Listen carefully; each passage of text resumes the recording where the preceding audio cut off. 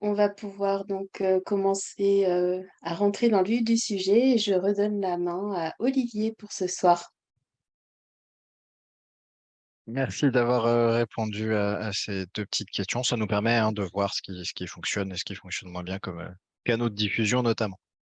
Euh, la présentation de ce soir va se dérouler de la manière suivante. On va commencer par quelques rappels autour du contexte législatif en France lié à la rénovation énergétique, avant de rentrer dans le détail de l'ensemble des aides financières qui existent aujourd'hui pour vous aider dans vos projets de rénovation. C'est un sujet qui est relativement vaste, qui peut être un peu complexe, dans le sens où on peut avoir plusieurs couches d'aide qui peuvent venir de directions différentes. Et j'essaierai d'être le plus clair possible.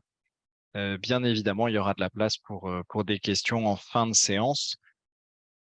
Savoir aussi que pour des situations particulières, on est à votre disposition, notamment par téléphone, puis éventuellement en rendez-vous, pour évoquer votre situation et votre projet. Vous retrouverez les coordonnées en fin de présentation et j'y reviendrai à ce moment-là. On va donc ce soir plutôt se concentrer sur les généralités des dispositifs d'aide financière. Euh, N'hésitez pas à poser des questions sur ces éléments-là. Pour ce qui est de l'examen de vos situations spécifiques, on vous recommande plutôt de nous contacter directement par les moyens qui vous seront donnés en fin de présentation. On essaiera d'illustrer un petit peu tous ces dispositifs via deux exemples qui détaillent à la fois les coûts de travaux, mais aussi les coûts d'aide qui sont éventuellement mobilisables. Et puis on gardera bien évidemment du temps pour toutes les questions que vous pourrez avoir posées en cours de séance. Avant toute chose, un petit rappel de contexte qui explique un petit peu tous les dispositifs mis en place aujourd'hui autour de la rénovation énergétique.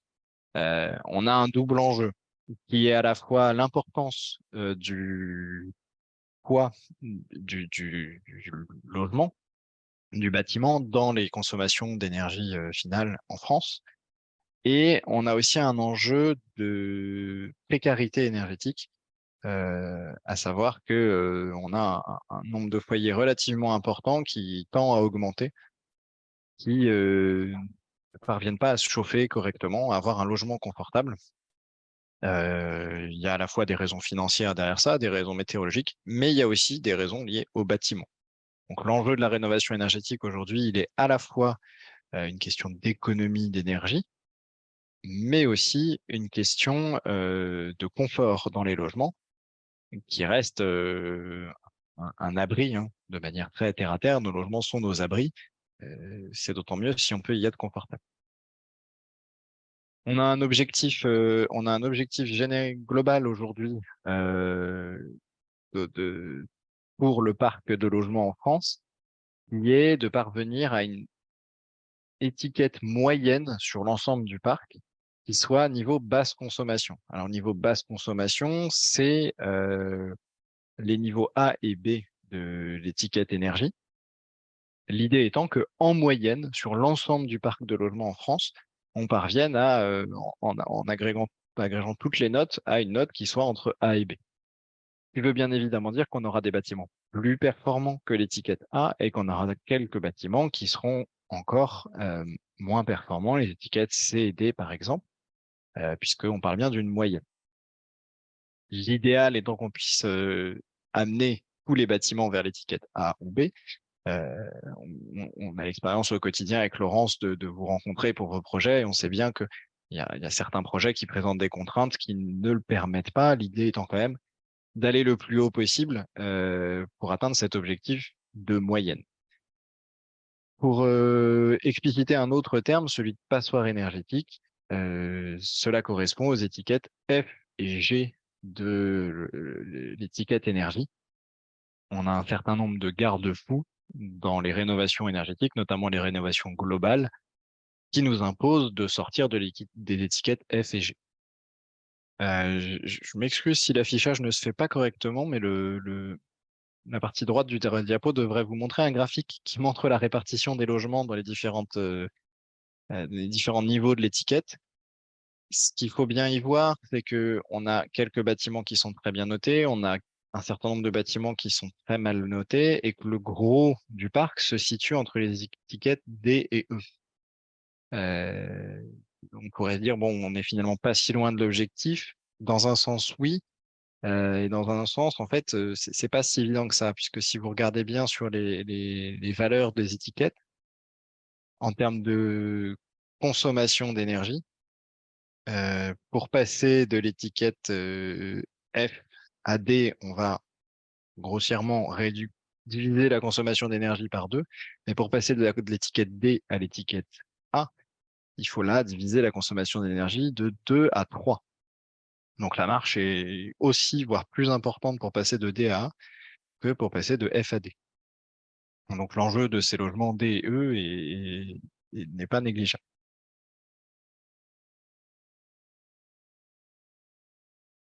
Pour finir, on a des contraintes aujourd'hui qui arrivent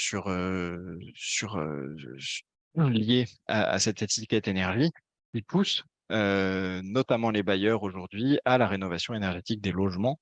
Et il y a aussi des obligations de diagnostic, d'audit au moment de la vente de logements qui seraient mal classés. Vous avez le détail des dates qui est présenté ici. On ne va pas m'attarder. La seule chose qu'on peut retenir, c'est que globalement, les délais sont relativement restreints, puisqu'on a des exigences tous les 2 à 3 ans jusqu'à 2034.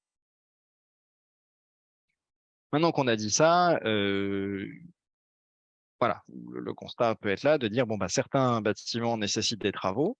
Des travaux dans le bâtiment, c'est toujours des budgets importants, qui plus est en rénovation, puisque on a une grande part d'inconnus en rénovation. Souvent, on découvre des choses qu'une fois les travaux commencés, et ça peut amener des surcoûts. Comment faire pour financer ces travaux?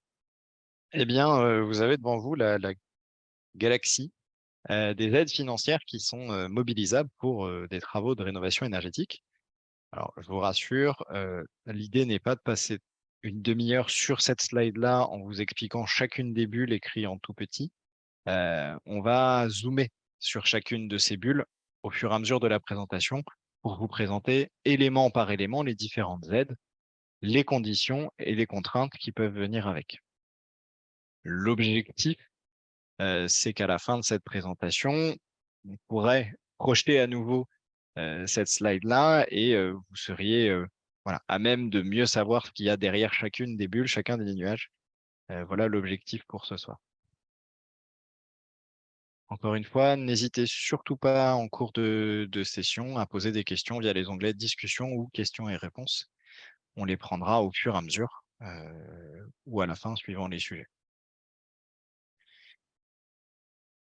On va d'abord s'attarder sur un élément important qui est celui des conditions de ressources.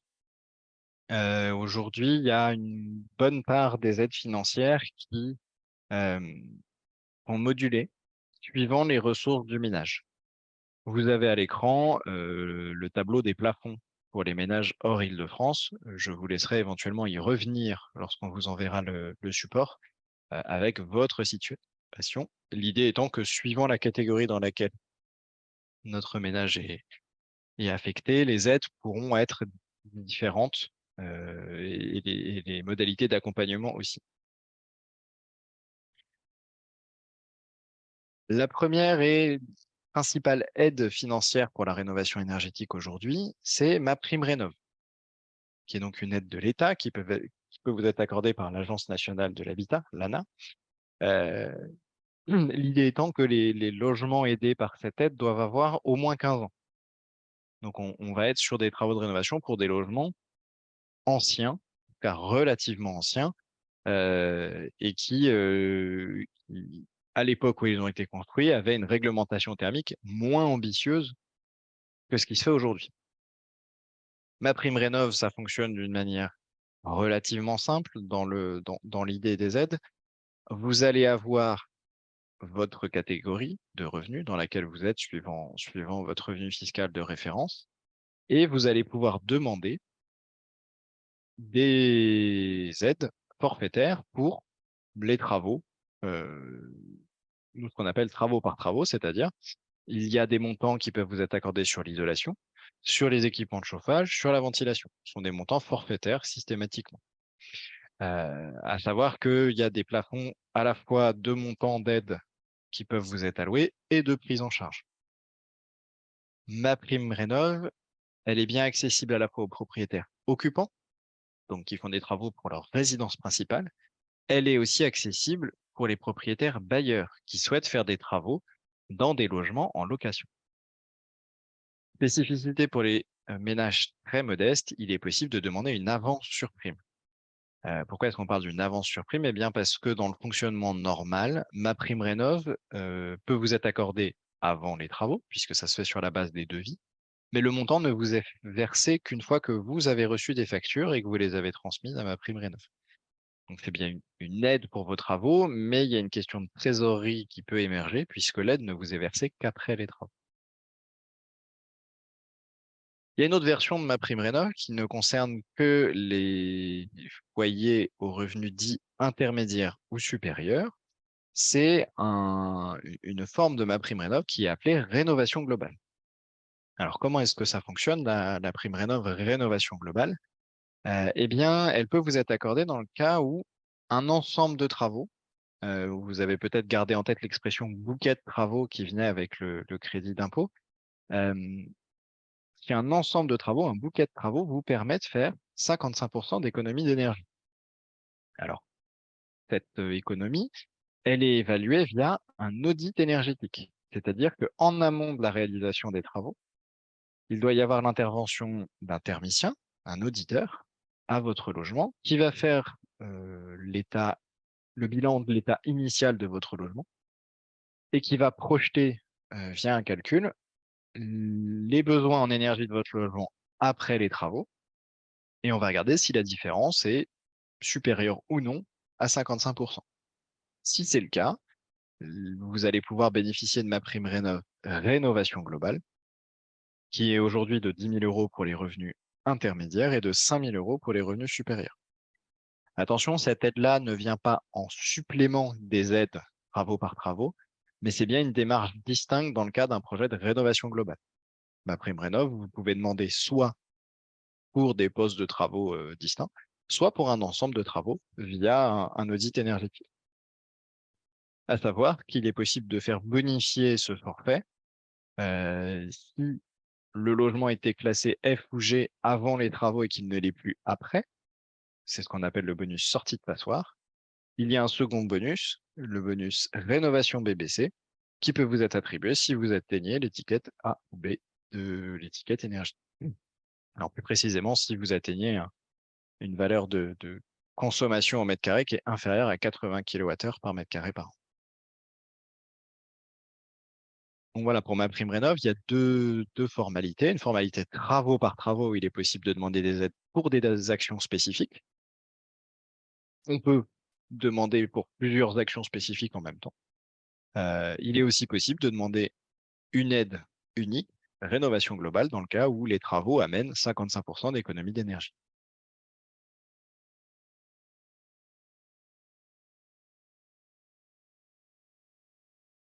Vous partez sur la question des aides, il faut savoir que vous avez aussi à votre disposition, au-delà de l'aide financière, une aide à travers les rendez-vous de conseil qui vous sont proposés sur la communauté de communes Baugeois-Vallée auprès du service France Rénov'. Donc, vous allez avoir à votre disposition des conseillers techniques qui peuvent vous guider à la fois dans le choix des travaux, mais aussi dans leur financement. Et vous avez aussi la possibilité, dans certaines situations, de bénéficier d'un accompagnement qui va un peu plus loin avec une visite une visite du logement, avec une évaluation de l'état initial, une projection sur les travaux et une aide globale à la préparation de vos projets. J'en profite pour répondre à la question. Effectivement, le support vous sera communiqué suite à la présentation. En tout cas, il sera possible de le retrouver via les canaux de communication de Baugeois-Vallée.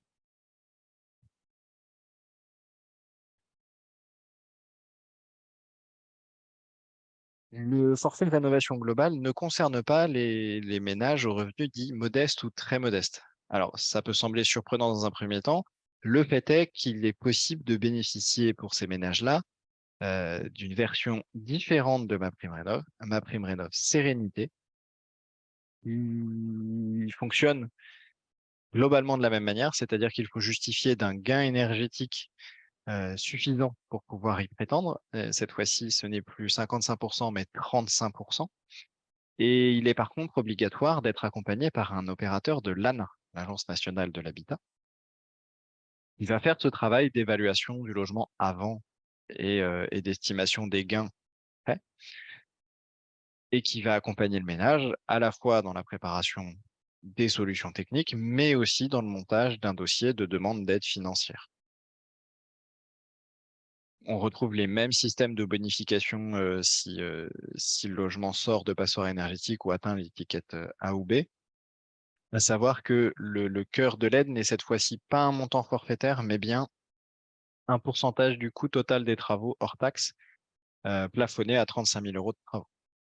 Donc ce dispositif-là, un petit peu différent, et en fait le pendant de rénovation globale pour les ménages intermédiaires et supérieurs. Il y a sur le territoire de Beaujois-Vallée 2 opérateurs ANA qui peuvent vous prendre en charge suivant le secteur où vous êtes. Il va y avoir l'association Solia ainsi que la société d'économie mixte Alter, qui peuvent vous prendre en charge. Pour savoir lequel des deux est l'opérateur dont vous dépendez, il est possible de vous inscrire sur monprojetana.gouv.fr, qui vous renverra vers l'opérateur du secteur où vous êtes. Ça peut vous permettre de valider aussi une éventuelle éligibilité. Encore une fois, je vous renvoie au tableau des plafonds de ressources que vous retrouverez en début de présentation. Ce dispositif-là concerne les revenus modestes et très modestes, avec des projets de travaux qui permettent 35% d'économie d'énergie. C'est-à-dire des projets de travaux où on va traiter 2, 3, voire 4 postes de travaux différents, mettons de l'isolation, un changement de chauffage et le remplacement d'une VMC, par exemple. On est dans des projets qui sont un peu plus conséquents. L'idée étant de pouvoir aussi accompagner un- une amélioration significative des logements auprès de ménages aux ressources plus modestes.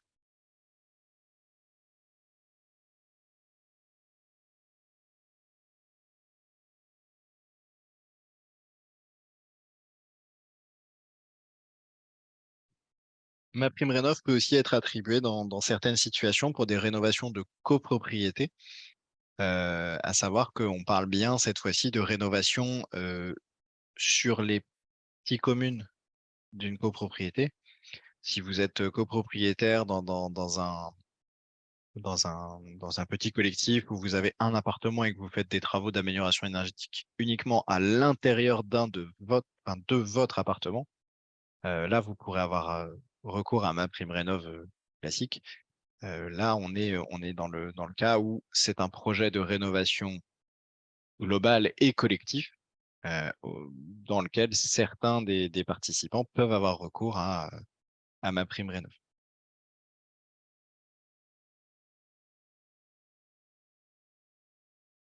On a fait le tour des différentes formes de ma prime rénov, ces différentes déclinaisons, que ce soit auprès des revenus modestes, très modestes via l'ANA, auprès des revenus intermédiaires supérieurs via le forfait rénovation globale et à destination de tout le monde via les forfaits d'aide de travaux par travaux. Il est aussi possible d'avoir recours à une aide régionale aux économies d'énergie qui peut être attribuée aux ménages très modestes atteignant un seuil d'économie d'énergie de 50%, encore une fois via un accompagnement d'un opérateur ANA.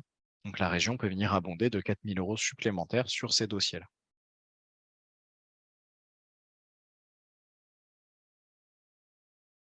Nous sortons désormais des aides publiques qui sont portées soit par l'État à travers l'Agence nationale de l'habitat, soit par la région, pour aller vers les certificats d'économie d'énergie, qui est un dispositif qui, cette fois-ci, est mis à votre disposition, ou en tout cas qui est financé par des entreprises privées. Alors, pour synthétiser, les certificats d'économie d'énergie sont un moyen pour l'État de contraindre un certain nombre d'entreprises à contribuer à des actions d'économie d'énergie, notamment des travaux de rénovation énergétique. On va trouver la même structure que dans MaPrimeRénov', c'est-à-dire qu'il y a un certain nombre de travaux identifiés qui donnent droit à des certificats d'économie d'énergie que vous pouvez faire valoir auprès des entreprises qu'on appelle les entreprises obligées, donc que vous pouvez faire valoir auprès de ces entreprises pour bénéficier de leur financement. Il existe aussi une version équivalente à rénovation globale, c'est-à-dire un financement possible pour un ensemble de travaux qui permet des économies importantes. Et il existe plusieurs versions qui ont été nommées coup de pouce, qui sont des certificats d'économie d'énergie bonifiés, qui peuvent être accordés dans le cadre de certains travaux d'isolation, de chauffage, et qui une, sont un peu l'exception dans les C2E, c'est-à-dire qu'ils sont indexés sur le niveau de revenu du foyer et qui vous seront proposés dans des situations particulières. Notamment le chauffage, ça va concerner le remplacement d'équipements anciens et polluants, type chaudière à charbon, chaudière à fioul. C'est dans ce cadre-là qu'on peut bénéficier du coup de pouce chauffage et du coup de boost, notamment autour du fioul. À savoir que les certificats d'économie d'énergie, n'est pas nécessaire que le logement soit aussi ancien que pour MaPrimeRénov'. On a cette fois-ci un âge de la maison qui doit être d'au moins 2 ans. À savoir aussi que la forme que peuvent prendre les certificats d'économie d'énergie peut dépendre du fournisseur qui vous le finance. Ça peut être une somme d'argent qui vous est versée à la suite des travaux. Ça peut aussi prendre la forme de bons d'achat, puisque dans les faits, le fournisseur vous rachète vos certificats et donc il peut imposer des contraintes sur la manière dont il le fait. Euh, Vous n'avez pas non plus d'obligation d'aller vers votre fournisseur d'énergie. Vous pouvez tout à fait aller solliciter ce type de prime auprès d'un fournisseur complètement différent que celui que vous avez chez vous.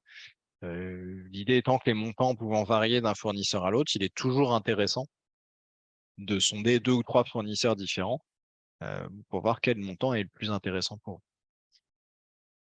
Il y a un ensemble de fiches qui décrit les travaux qui sont éligibles au C2E, je l'ai mentionné. Pour autant, les différents fournisseurs ne financent pas systématiquement l'ensemble des travaux qui sont décrits. Donc là, c'est un échange qu'il faut avoir avec eux pour être certain que les travaux que vous envisagez sont bien pris en charge et sous quelle forme. MaPrimeRénov' et les certificats d'économie d'énergie sont des aides qui peuvent se cumuler pour votre projet. Le taux de TVA sur un certain nombre de travaux de rénovation énergétique et de rénovation sont des taux de TVA réduits. Pour la rénovation énergétique, on est à 5,5%. Pour des travaux qui seraient induits par des travaux de rénovation énergétique, il est possible de bénéficier d'une TVA à 10%. C'est mine de rien une aide qui peut être relativement conséquente sur des devis qui peuvent aller de 10 à 20, 30 ou 40 000 euros suivant les travaux réalisés. Une baisse du taux de TVA est toujours le bienvenu.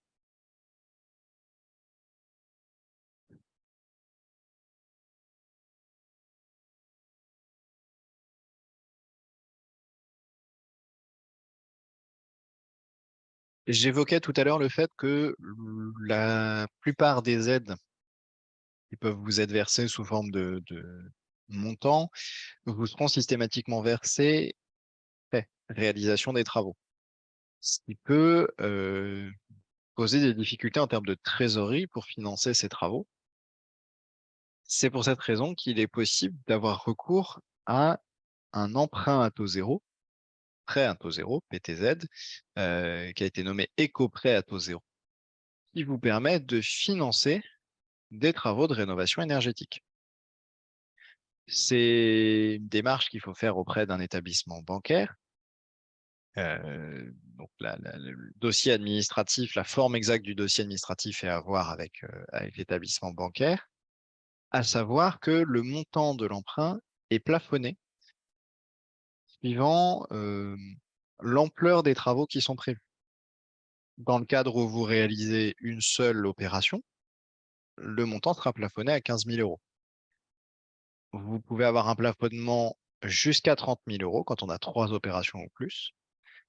Et il est aussi possible, encore une fois en ayant recours à un audit énergétique, d'avoir un plafonnement à 50 000 euros lorsque 35% d'économies d'énergie sont justifiées par l'audit énergétique. C'est une facilité de financement qui peut être intéressante dans un certain nombre de projets et qui peut permettre de pallier au fait que les aides n'arrivent qu'après la réalisation des travaux. La grande majorité des artisans demandant acompte ou avance sur la réalisation des travaux, notamment pour pouvoir commander leur matériel.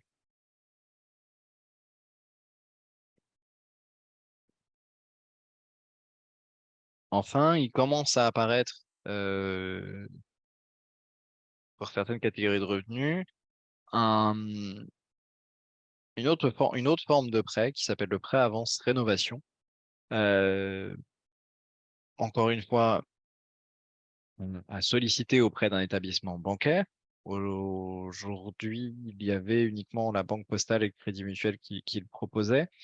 L'idée de ce prêt, c'est que le capital emprunté soit remboursé au moment de la vente du logement ou au moment d'une succession.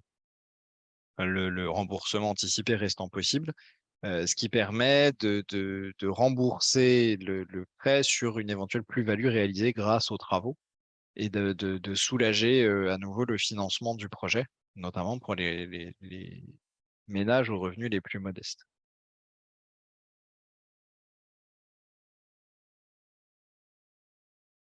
Enfin, il existe aussi dans le cadre d'une rénovation pour mise en location des possibilités de financement et d'allègement fiscal via le dispositif Loc Avantage, un dispositif qui est porté par l'Agence nationale de l'habitat, qui va faire entrer en jeu un conventionnement avec l'ANA, notamment sur le montant du loyer, mais qui peut être intéressant, notamment puisqu'il y a euh, des aides financières pour la rénovation et qu'il y a des déductions d'impôts dans le cadre d'une mise en location via ces conventionnements. Donc, c'est un calcul qui peut être fait lors d'une rénovation d'un logement mis en location. Sur le long terme, c'est plutôt sur le long terme que ce type de dispositif a des avantages. Et ça peut aussi avoir un intérêt, enfin, l'intérêt de ce dispositif-là peut varier suivant l'état local du marché de la location.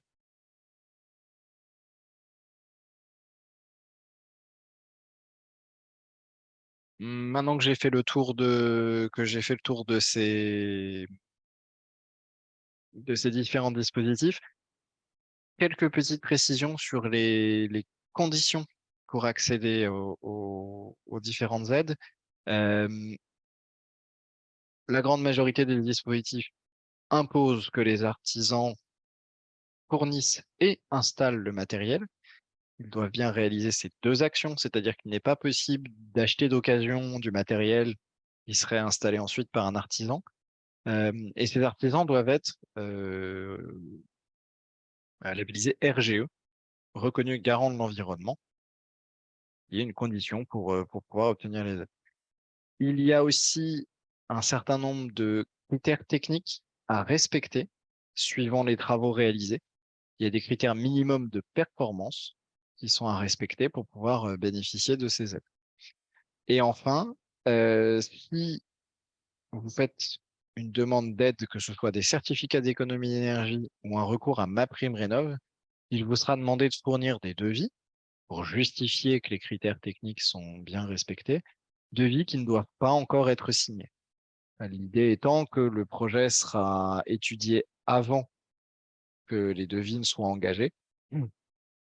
Il est donc nécessaire de présenter des devis qui ne sont pas encore signés L'idéal étant de pouvoir attendre l'accord des différents financeurs avant de signer les devis et de lancer les travaux. Attention aussi, si la propriété du bien se fait via une SCI, il est possible dans un cas d'obtenir des aides pour une rénovation, mais c'est quelque chose sur lequel il faut bien s'informer avant. La grande majorité des cas ne permettant pas d'obtenir des aides lorsqu'on est en SCI. Et c'est bien le propriétaire qui en a l'usufruit qui peut lancer des démarches. Lorsqu'on occupe un logement et qu'on en est nu propriétaire, c'est bien le propriétaire qui en a, enfin, la personne qui en a l'usufruit qui peut lancer des démarches. Ça, c'est quelques petites conditions, encore une fois, sur lesquelles on est capable de vous renseigner hein, si vous êtes dans des situations particulières, mais conditions un peu générales qu'il faut avoir en tête lorsque vous envisagez un éventuel recours aux aides.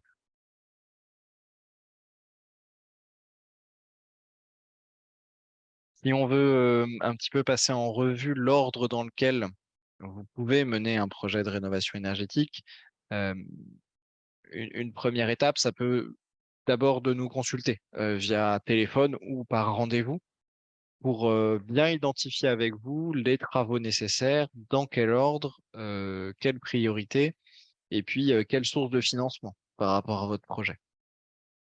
Suivant l'ampleur de celui-ci, est-ce qu'on a plutôt intérêt à faire les choses étape par étape sur plusieurs années?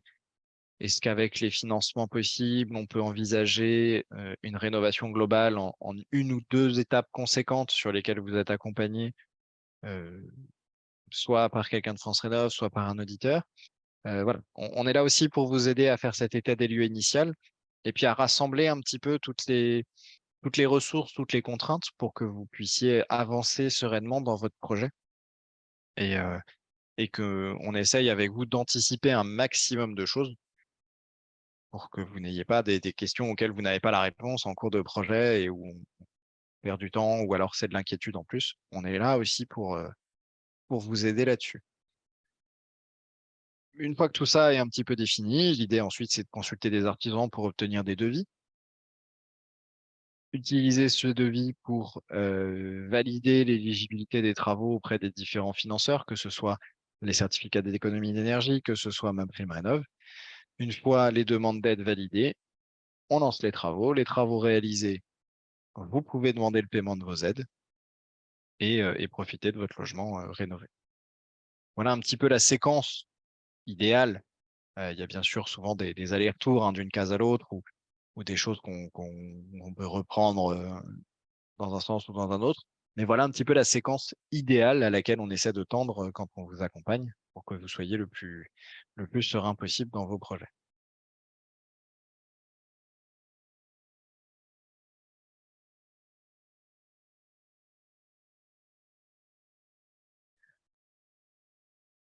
Petit rappel dans ce que je disais précédemment, l'ensemble des aides que j'ai pu citer sont aujourd'hui cumulables.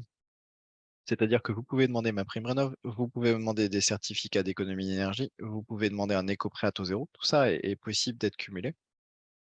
La seule chose qu'il n'est pas possible de faire, c'est de faire financer deux fois par le même financeur, soit MaPrimeRénov', soit les C2E, le même poste de travaux. Il est envisageable pour les ménages aux revenus modestes et très modestes d'avoir recours à la fois à MaPrimeRénov' Sérénité via un accompagnement de l'ANA et à la fois pour des postes différents à MaPrimeRénov'. Les ménages intermédiaires et supérieurs, eux, ne peuvent pas bénéficier de MaPrimeRénov'-Sérénité, donc il ne sera pas possible de la solliciter. Malgré ces cumuls possibles, il faut bien garder à l'esprit qu'il y a des plafonds de prise en charge qui sont imposés par l'État, qui peuvent entraîner un écrêtement de MaPrimeRénov' si les montants d'aide obtenus par ailleurs sont relativement importants.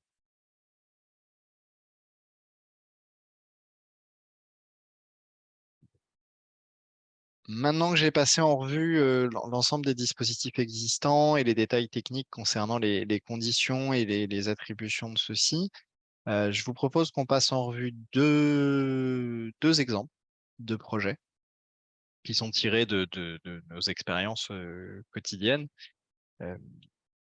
L'idée étant de vous montrer un petit peu ce qu'il est possible de faire suivant les catégories de revenus et, et l'ampleur des travaux envisagés. Avant de rentrer dans ce détail-là, je vous invite peut-être à, si vous avez des questions sur tout ce qui a été évoqué avant, à commencer à les inscrire dans le, dans les onglets de discussion, que je puisse aussi adapter le temps d'intervention à la quantité de questions que vous pourriez avoir, pour qu'on puisse les aborder avant la fin de notre conférence.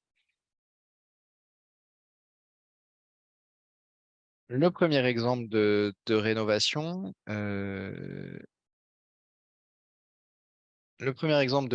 concerne un ménage aux revenus dits supérieurs. Donc, dans la dernière catégorie de revenus, c'est un logement des années 80, donc il y a une marge de progression qui est envisageable, assez conséquente, et on va être sur un ensemble de travaux que nous, on qualifiera de rénovation globale, puisqu'on va à la fois retravailler l'ensemble de l'isolation du logement, que ce soit la toiture ou les murs, mais aussi le système de production d'eau chaude et la VMC.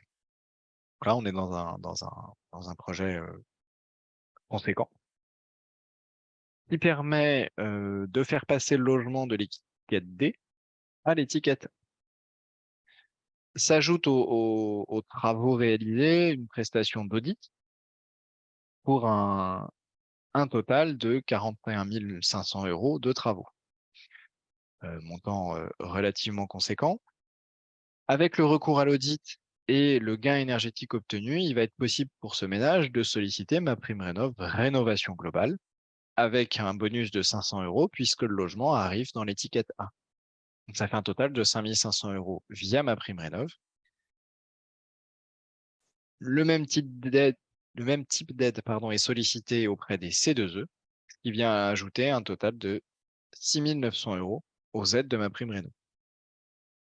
Reste un peu plus de 30 000 € à financer pour ce projet, ce qui peut être réalisé via un emprunt à taux zéro.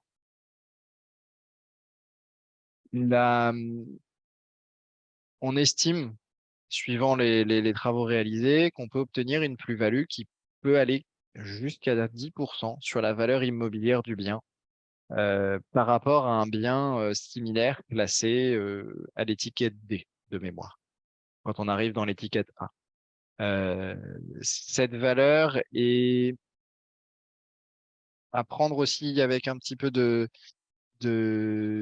recul, dans le sens où la tension du marché dans certains secteurs peut venir fausser cet élément-là. On va arriver à vendre aussi cher quelque chose qui est mal classé, on mettra peut-être un petit peu plus de temps à le vendre. Mais il faut bien garder en tête que quand on réalise des travaux de rénovation énergétique, ça peut effectivement avoir un impact sur la valorisation immobilière du bien.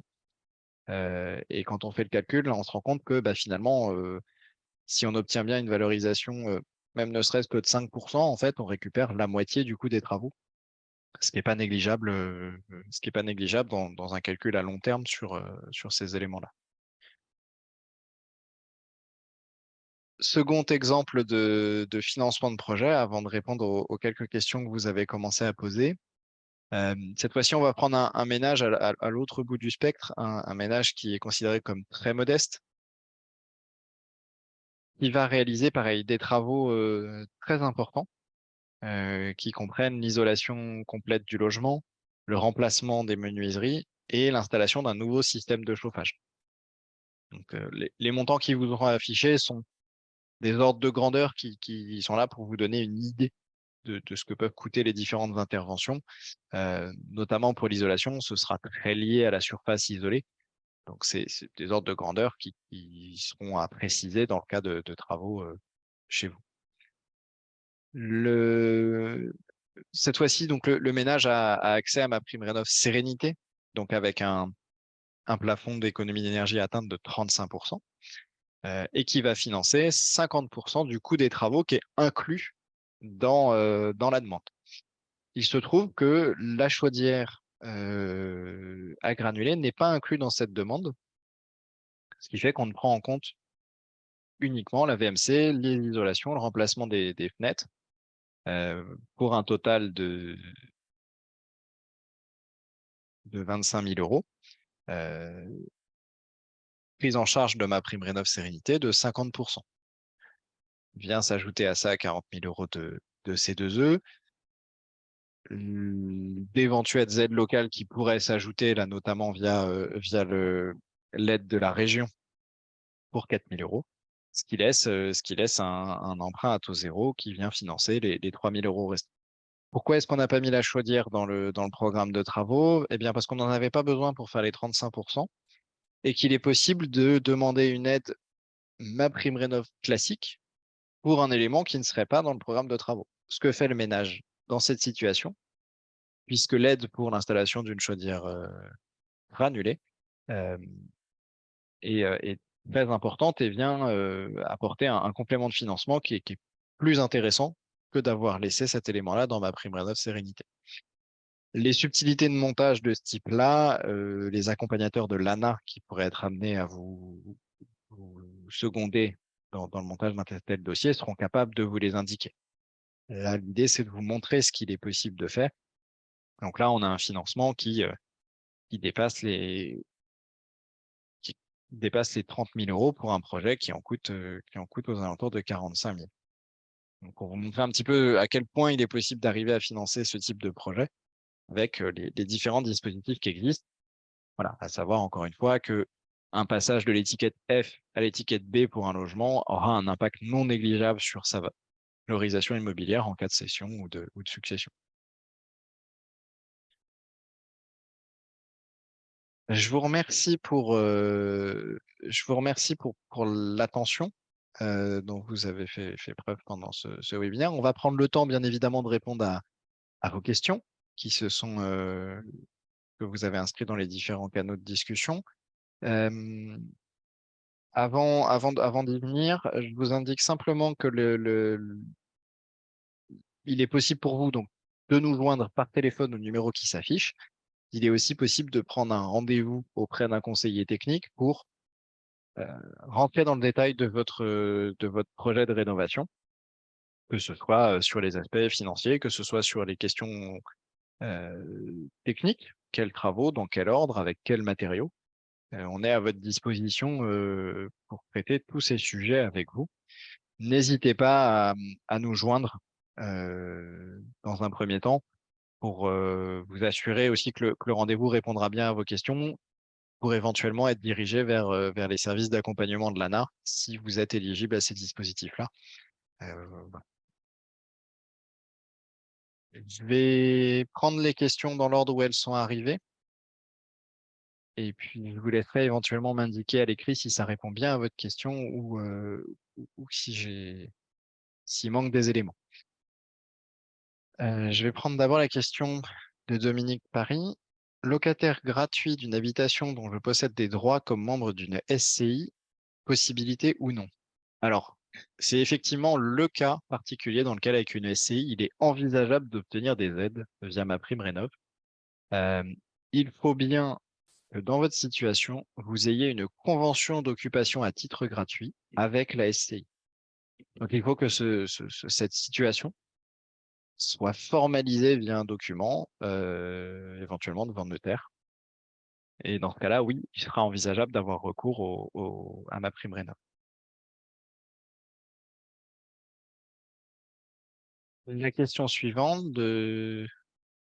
peut-on obtenir une prime rénov sérénité pour une isolation de la toiture et un changement de fenêtre de toit? Potentiellement. Pourquoi je réponds potentiellement? Eh bien, c'est le rôle de l'opérateur de l'ANA que de valider que ces interventions-là permettent 35% d'économie d'énergie par rapport à la situation initiale et donc vous ouvre la porte à MaPrimeRénov' sérénité. Donc, ce que je peux vous recommander, c'est éventuellement de nous joindre pour valider votre éligibilité fiscale à MaPrimeRénov' et pouvoir vous renseigner et vous orienter vers l'opérateur ANA qui agit sur votre secteur pour voir si les travaux en l'état permettent de bénéficier de ce dispositif.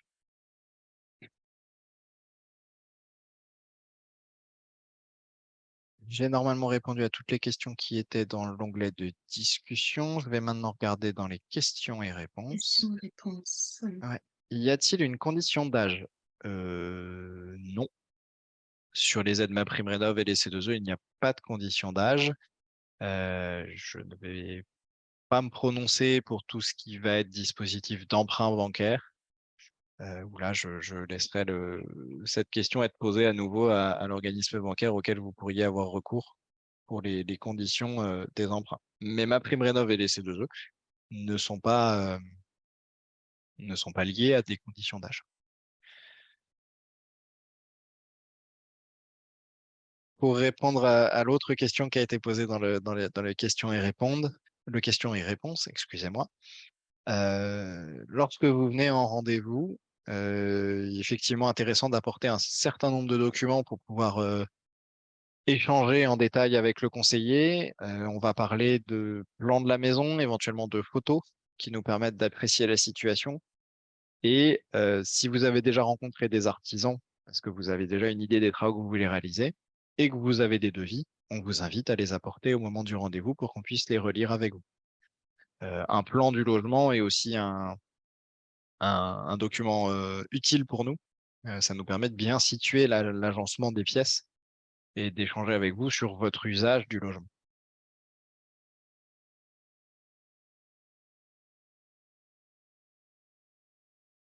J'ai répondu à toutes les questions qui s'étaient affichées. On a encore un petit peu de temps devant nous. On va on va vous laisser peut-être ajouter des questions. Pendant ce temps-là, je propose à Laurence de lancer le sondage de fin de conférence. Voilà, simplement pour recueillir votre avis sur le déroulement de cette séance. Et pendant ce temps-là, n'hésitez pas à poser de nouvelles questions. On prendra les quelques minutes qui restera ensuite pour y répondre.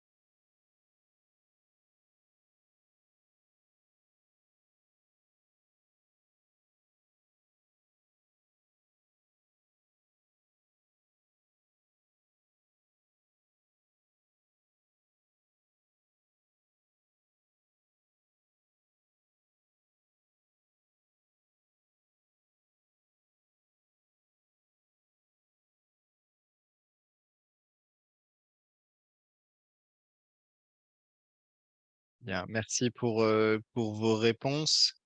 Euh, alors, content de voir que vous êtes dans l'ensemble satisfait de ce webinaire et que vous n'hésiterez pas à le partager autour de vous. Quand vous recevrez le support ainsi que le lien vers la rediffusion, n'hésitez pas à partager aussi ces éléments-là autour de vous à toute personne qui pourrait être intéressée. Et n'hésitez pas à transmettre le numéro, bien évidemment. On est là pour répondre à toutes vos questions. Je prends les deux dernières questions qui se sont affichées. Alors, je pense que celle sur la recherche des entreprises a trouvé une réponse. Je vais la redonner oralement pour tout le monde. Si vous recherchez des entreprises pour vos travaux, euh, effectivement, il y a malheureusement beaucoup de démarchage abusif autour des travaux de rénovation énergétique. Vous avez une source d'informations, de coordonnées qui est à votre disposition sur le site internet francerénov.gouv.fr. Il y a un onglet qui s'appelle l'annuaire des professionnels qui recense l'ensemble des entreprises avec une certification RGE et vous pouvez faire une recherche autour de votre code postal pour trouver autour de chez vous, suivant les travaux que vous envisagez, les entreprises qui sont en capacité de les réaliser. Voilà, c'est un annuaire qui est à votre disposition que je vous invite à consulter si jamais vous recherchez des entreprises.